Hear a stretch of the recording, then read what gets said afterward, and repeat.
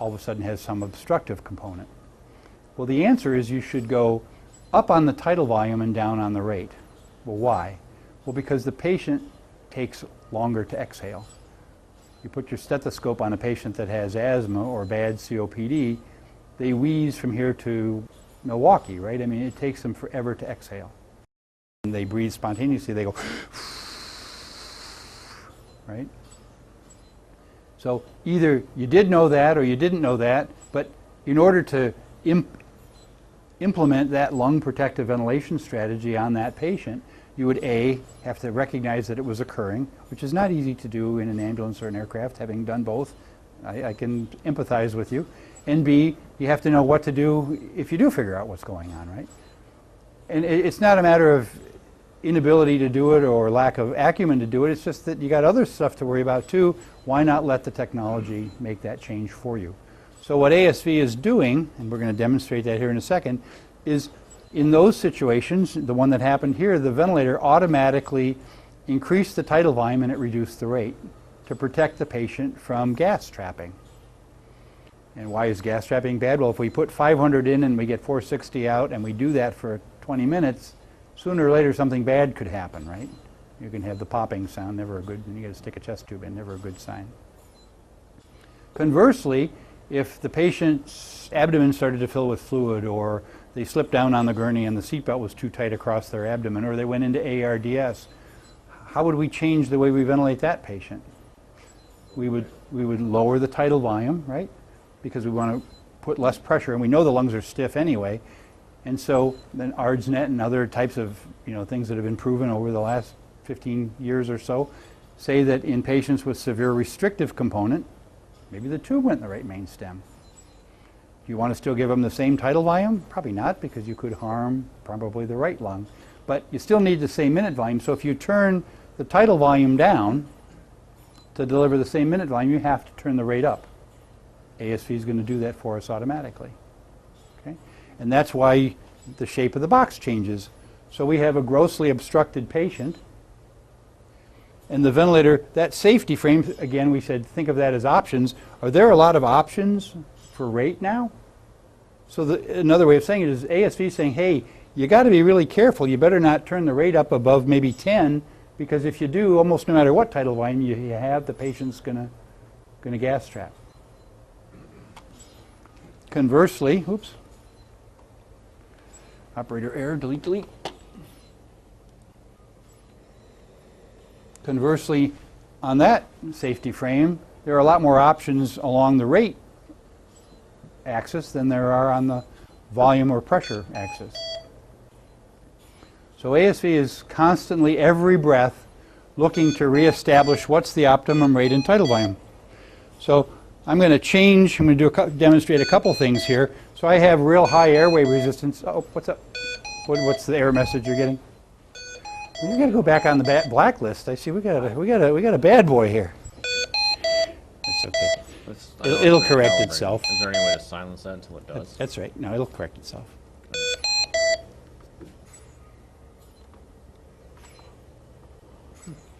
Which will give us a perfect segue to look at something else.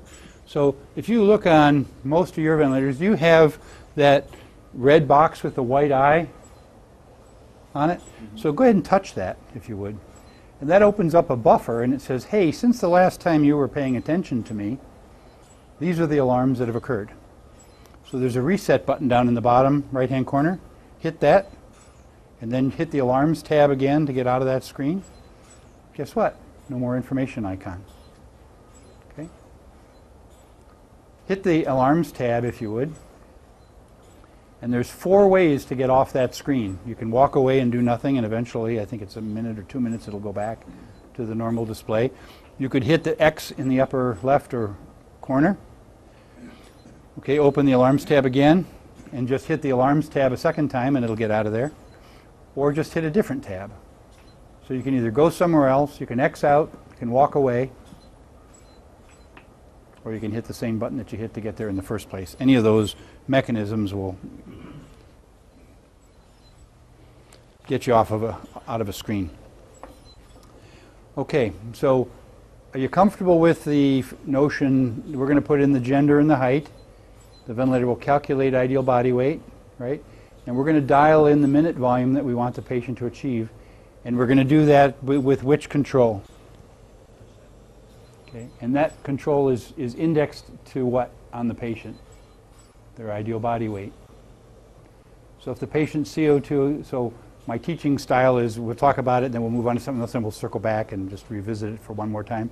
So I apologize for being repetitive. If the patient's end-tidal CO2 was too high, would you turn the percent minute volume up or down? And if it was too low, you'd turn it down. Right. And you'd be careful going below 100%, right? Okay. Because you could potentially, especially if you then sedated or paralyzed the patient, you would be delivering less than what would be a normal minute volume. And most of the patients you're going to ventilate are going to be above or significantly above 100% because they're sick. The highest I've seen is 350, which is the maxes it out. Are we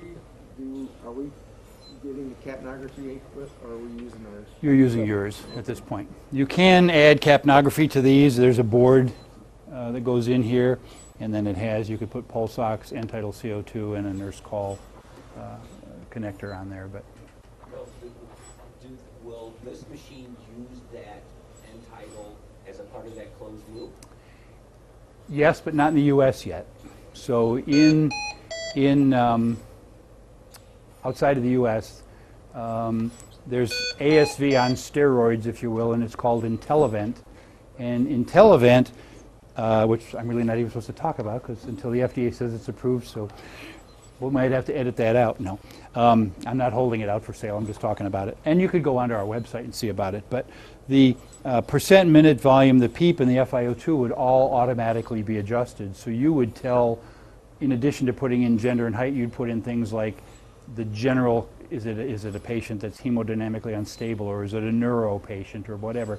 And then essentially, to make the story shorter, you would say, I want my end-tidal CO2 to be between here and here, and I want my pulse ox to be between here and here, and the ventilator would do it all. So would it go up, if their oxygen was low, would it go up on the FiO2 or the people? It would depend upon the patient's pulmonary mechanics. So yes, in answer to your question, that's possible. When will that happen? 6 months after we buy this one. I'm sorry? 6 Well, months. if it is, it'll be upgradable, so that's the good news. My guess is I'm on the 3-year plan towards retirement. We'll see if that happens or not. A lot of things happen in 3 years, but my guess is I'll be retired before it comes. Things like that are very hard to get through the FDA, and one of our competitors, CareFusion, has been looking to get just the oxygen adjustment part of that through the FDA since about the time I joined Hamilton, which was 8 years ago. So my guess is it could be 5 to 10 years before that comes, which is unfortunate because it's being used in Europe. It's being used very, very well. You know, it's like saying, hey, they're using autopilot on planes in Europe, but we can't have it here yet. So, but I don't work for the FDA, and you know, it's like taxes. I don't like it, but I have no choice. You know, so. And Okay. it's just that this machine is so intuitive, and if we're not utilizing every facet of its intuition, then we're not using it to its full capacity. Right. So Well, that was the reason why I had the question. That's a great question, If yeah. it's using it as part of the adaptive qualities of it, then it stands to reason we should be using Yeah. Entitle on here rather than on our machine.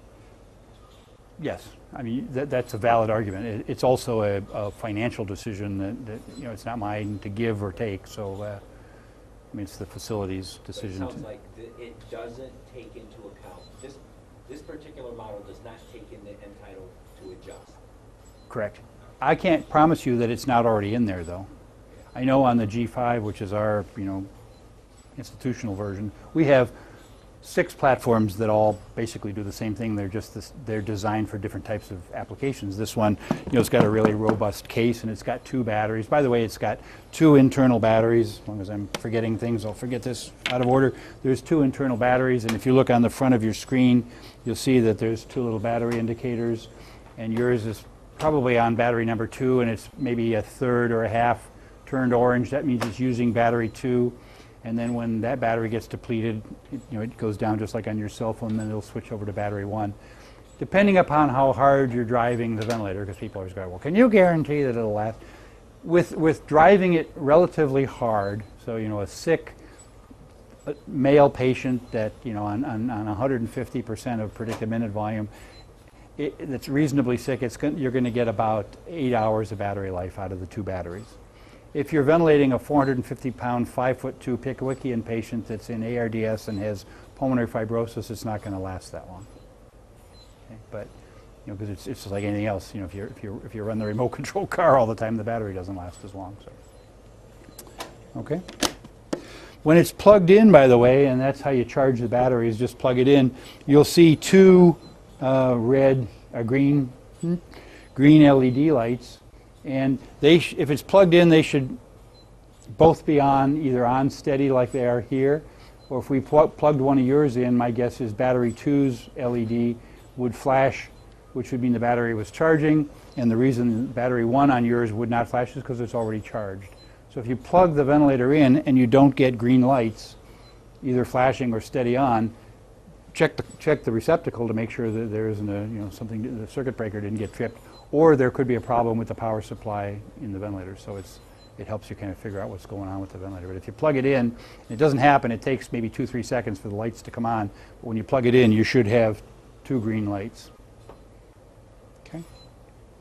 Everybody doing okay? Anybody need a bio break? Okay. You guys are awesome. Thank you. Where do we leave off here? Okay, so my patient has a severe obstructive disease, and the ventilator has ramped up the pressure in order to, so it raised the tidal volume and it lowered the rate because the patient's obstructed, but there's a whole lot of pressure. And in time cycle pressure limited ventilation that's volume targeted, the ventilator really is always 1 breath behind. So the little man or woman, depending upon your gender, inside is saying, here was my target, 350 in that case, and I got 278 on the last breath, so on the next breath I'm going to turn up the pressure control. If the volume was higher, it would turn it down. If it's within, I think, about 10% of the target, it doesn't do anything.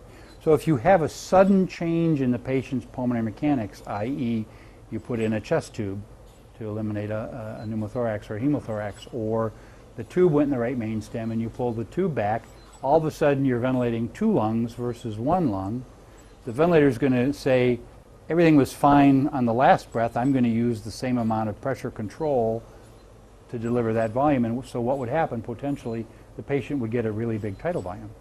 And so there are 2 ways the patient is protected. One is with the pressure limitation, and the other one is with a volume limitation.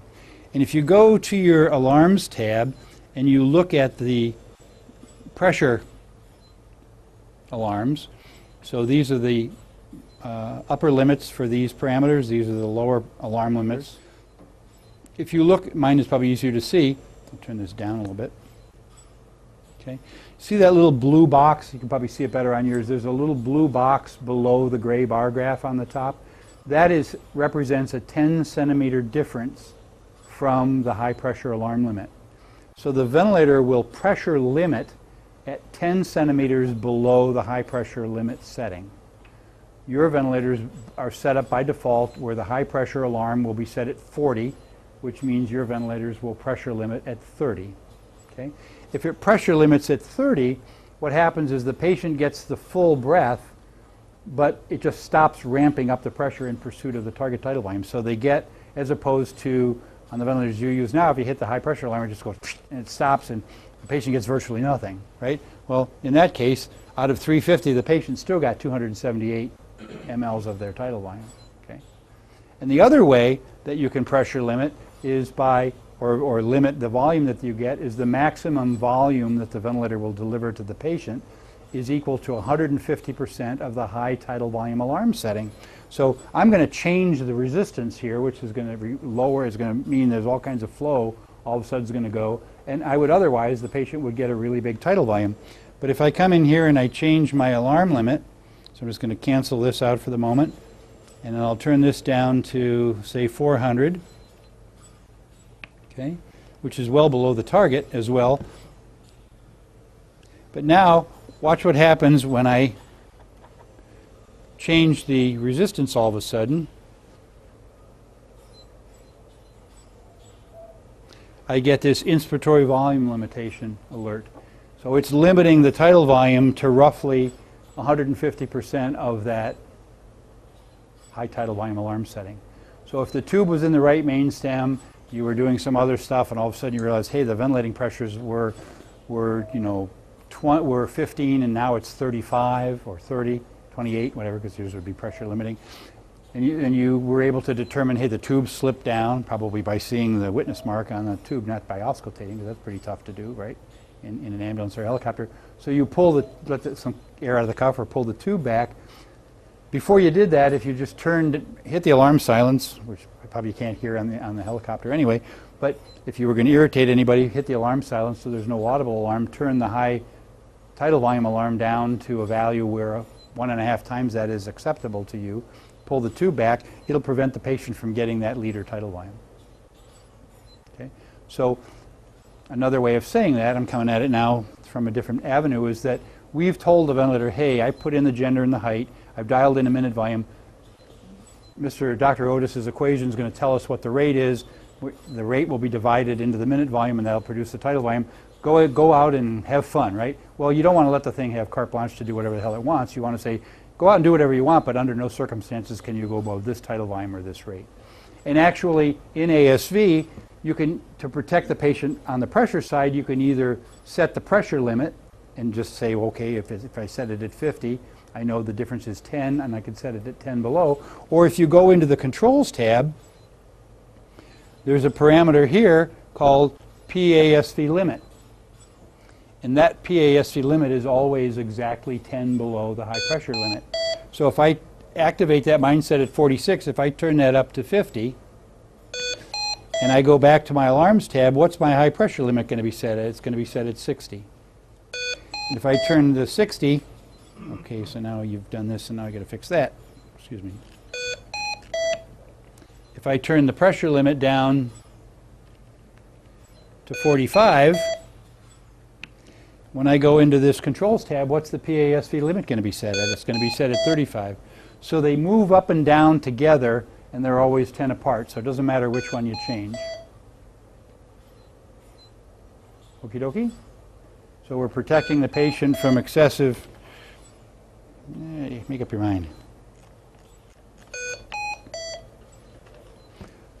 from excessive pressure and excessive volume by how we set the limits. So that's an endorsement or a request, if you will, on the patient's behalf. Don't set the alarms so far from where the patient is that they become ineffective. The alarms are meant to irritate you and me, right? Not necessarily the patient, but they're there.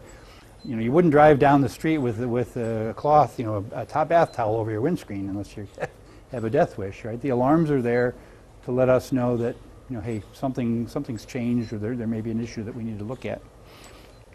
If you go to the alarms tab, also there's an auto button, and the auto button can be used to bracket all of the alarms around the patient's actual measured values. So if you hit the auto button, you'll see that it'll bracket very tightly, because the little white hash mark and the numbers in the middle here, those are the patient's measured values. Don't do that after 2 breaths, because the ventilator, remember, is going to have to adjust itself and equilibrate and whatnot. So how long does the alarm silence stay on after you first turn the ventilator on, after you hit start? It's for 1 minute, right? So what I would suggest, just because it makes it easy to remember, or easier to remember, just don't hit the auto button until after that first minute's come and gone, and you'll probably be okay.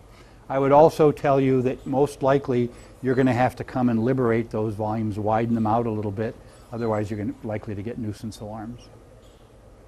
And if you do non-invasive, turn any volume-related alarm off. And the way you do that is, for example, if I go to the low tidal volume alarm, if I turn it all the way down, of course it's not going to let me do it in invasive. When you're in non-invasive, if you turn the low alarm limit all the way down, it'll go to off. If you turn the high one all the way up, it'll go to off. So I would do that for the high and low minute volume and the high and low tidal volume. Because you don't have volume alarms, and measuring volumes in non-invasive ventilation is a waste of time anyway, because non-invasive and leak probably should be synonymous terms. If you've got a mask on a person's face, and unless you're leaning on it with 50 pounds of pressure, there's going to be a leak somewhere. And so, you know, what goes in and what goes past the flow sensor and what comes back past the flow sensor on the way out can be dramatically different. And remember when we did the tightness test, how loud that got because of that high flow? Well, if there's a leak around the mask and you have a peak pressure set of 20 on the ventilator for non-invasive, the ventilator will attempt to quote-unquote beat the leak by just cranking up the flow to try to get to that inspiratory pressure. Okay. Any questions on pressure or alarm limitation? So here's just an example on the screen of the ventilator gives a low priority alarm, so it beeps once, and then the yellow alarm bar on the top stays illuminated, and it shows that pressure is being limited. And so what happens is, I took it out of ASV because it's easier to illustrate. The target tidal volume is 350. That would be on your ASV graph on the y-axis, the little green number. And it would say, you're not letting me ramp up pressure enough. So, and you can't always see them, but the red line corresponds to the high pressure alarm limit. And if you can see it, there's a blue line, which will always be 10 below the red line, and that represents that pressure limitation point. And if the ventilator is hitting that, you'll get the alert to say, hey, I can't ramp up the pressure, and so it will sacrifice the tidal volume. Okay. How would you fix that if you were in ASV? You'd have to turn up the pressure limit. That's the only way you can do it. If you were in this mode, you could say, okay, well, I don't want the pressure to go higher, so I'll just turn down the tidal volume. But if somebody says, I want, you get a request from a physician, and they say, I want you to put the patient on this rate and this tidal volume, you are obligated to take them out of ASV. You can't do it in ASV. We have no control. Now, I don't think your team will do that, and I don't know whether you take directives from people at other hospitals, but okay. We already talked about that. So if you go to the controls tab, I'm just going to talk for a minute about these two things. They're kind of fine-tuning controls, and you're probably not going to have to use them, but if you go to the controls tab, and then there's a little, under basic it says more, and activate that, then you'll see two additional parameters. One is called P-ramp, and the other one is called expiratory trigger sensitivity. And now I can't use the board because you won't be able to see it. Maybe I can draw it back there real quickly. Sorry. You can just bear with me and just wheel around for a second so you can see this whiteboard back here. Picture's worth 1,000 words. So when you're using pressure ventilation, which these are, all these modes are, optimally you want to have a square pressure waveform as much as you can. And the reason for that is for any given peak pressure, you get the highest mean airway pressure. Mean airway pressure is the average pressure over a period of time. So if you have a waveform that looks like this, you've sacrificed all of this mean airway pressure. Okay? So the way that you can adjust that P-ramp number is if you see you have a shark fin shaped pressure waveform, the units on the P-ramp setting is in milliseconds, and it basically is saying, so if this PEEP was 5 and the inspiratory pressure it was looking for was 20, how long is it going to take to go from here to there? So the lower the number means it goes faster, the slower number means it goes slower. And generally, if it's a volume targeted thing, then the ventilator might have to use a higher pressure as well. Okay? But you're not going to kill anybody by adjusting that one way or another. But if you set it too aggressively, too low, then what you'll get is a little spike on the front end of the pressure waveform, and that's called overshoot. Okay? Again, it's not going to kill anybody. It just means the ventilator is being a little bit too aggressive, and the way you would cure that is just turn that P-ramp up to a little bit higher number. Not a bad thing. The ETS, if that's set improperly, you'll get a little spike on the back end of the pressure waveform, and that's a byproduct of an ETS only applies to where the patient is breathing spontaneously, right? And breaths where the patient is not breathing at all are time cycle breaths, meaning time ends the inspiratory phase. So the ventilator says, I want you to have an I time of 1 second. After 1 second, the pressure drops and the gas goes out of the patient. If the patient's breathing spontaneously, what triggers the ventilator to go from the inspiratory phase to the expiratory phase is a reduction in the flow. So, and I'll show you how to look at a flow pattern, but in a mandatory breath, when the machine gives the flow pattern, looks like something like that. In a spontaneous breath, the flow pattern will look something like this. And what we're controlling with the ETS is that little knee or that notch. So the units for the ETS is percent, and it's what is the percent of peak flow. So they're flow cycled, meaning it's a decay in the flow that tells the ventilator when to switch to exhalation. So if I set it at 35, which is your default, and the peak flow had been 100, when the flow decays to 35 liters a minute, the ventilator will cycle off. If you have a known COPD patient, I would probably, or you put them on and you see the red lungs, you know, and the real tall narrow, I'd probably set that ETS to something around 50%. And the reason for that is, remember how the COPD patient breathes? So it takes, this would be a normal curve. Their curve looks like this. It takes them a week of Mondays to exhale. And so they want that inspiratory flow to cut off sooner. So by turning it, it cuts off sooner, and it makes the patient a little bit more comfortable. So the telltale signs are, for P-ramp, a spike on the front end and a spike on the back end if the ETS is set improperly.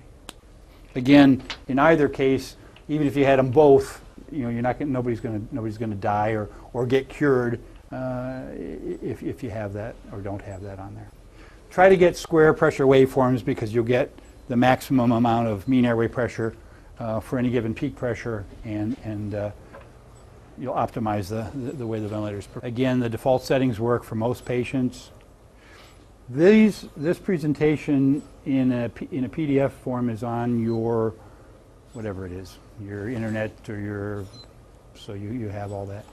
So just in review, the shape of that safety frame, that ASV graph, is looking to prevent barotrauma, volutrauma in patients with stiff lungs and auto-PEEP, and the types of,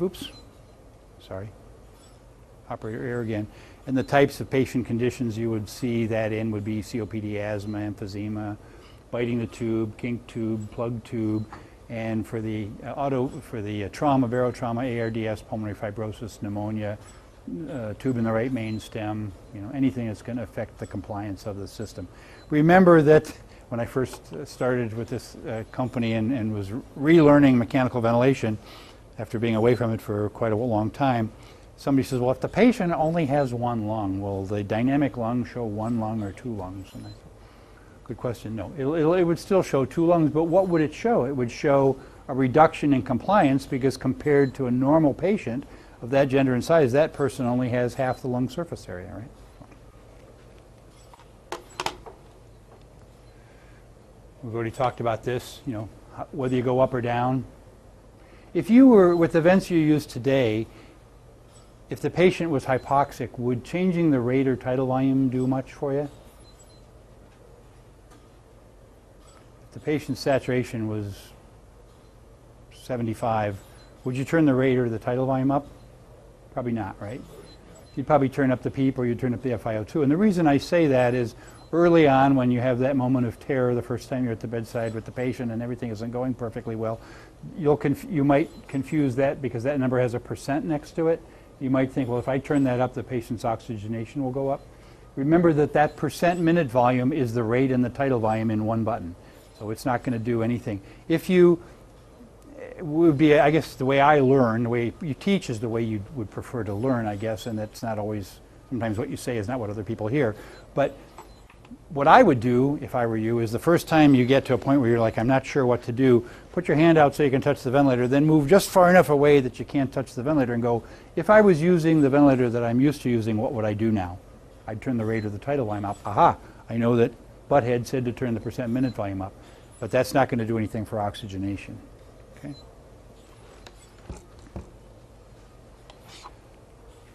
We don't need to talk about that.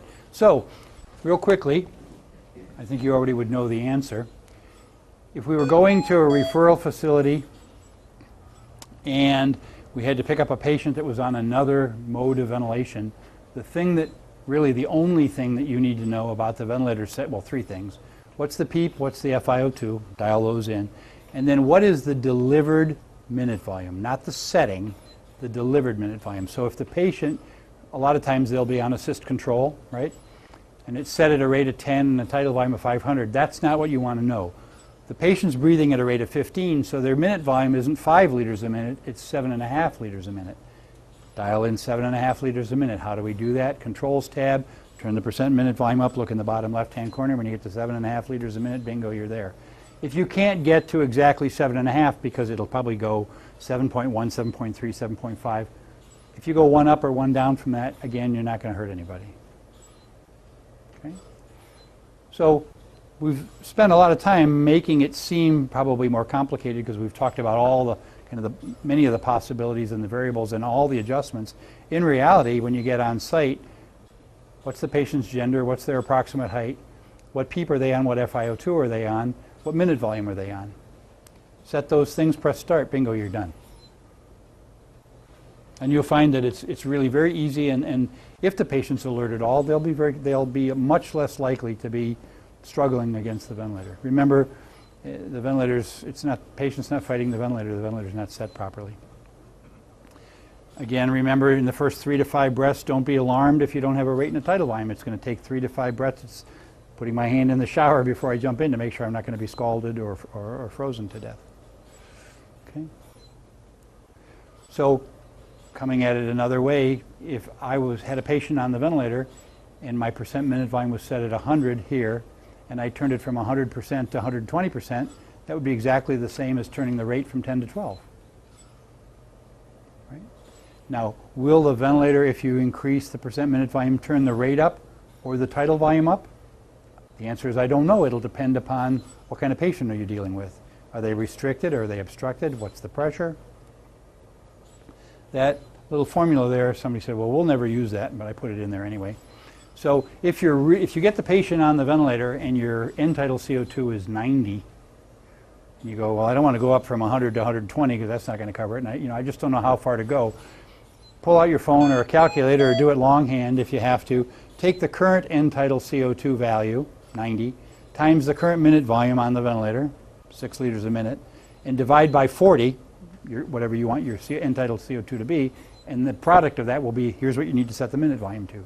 So if the minute volume was 6 and the end tidal was reading 60, you multiply 6 times 60, you get 360, right? And you divide by 40, you go to 9. So works pretty well. It's just a proportion. Okay.